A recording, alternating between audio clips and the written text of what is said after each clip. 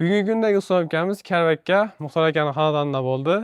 Haytek boson, 2 dona eshik, 1 dona darvoza o'rnatib berdik. Mijozimizning fikrini eshitamiz. Assalomu alaykum. Assalomu alaykum. Yana eshiklar kelib berdilar. Sifati yaxshi ekan. O'z vaqtida kelib berdilar. Bektemir ishlar rahmat, omad tilayman. Hammalar zakaz etsanglar bo'ladi.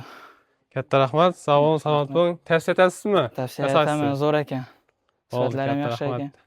Xudo xolasa uzoq yillar xizmat etib beradi. Hozirgi kundagi ko'pchilikda momo bo'lib turgan kraskasi 1-2 yilga qolmay ko'pchilikga chitirab tushib boshladi. Biz akanda bunday emas, xudo xolasa kamida 10 yil xizmat etib beradi. Eshigimiz haqida qisqacha ma'lumot: 1.30 ga 2.30, yon tomonlari 10 sm nashnik, haytek boson, nejoykalari qora, zamoklarimiz zubur. Klient xohishiga qarab qo'yib beramiz. Xohlasangiz smart zamok qo'yib beramiz. Smart zamoklarimiz har xillari bor. 1 milliondan 5 millionga deng. 9 sm qalinlikda dukontirni yatib ishlab berganmiz. Ko'rishingiz mumkin.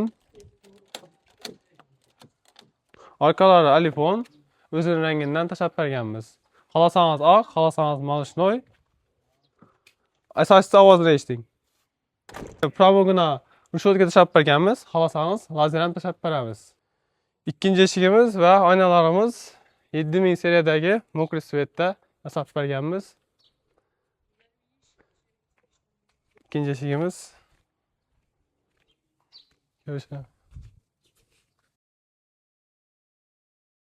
Darvozamiz haqida qisqacha ma'lumot bersak, 270 ga 3 metr haytek bason darvozamiz asinkovniy zanglamas materialdan yasab berganmiz. 6-5 sm qalinlikda zamoklarimiz zubur, ko'rib turganingizdek.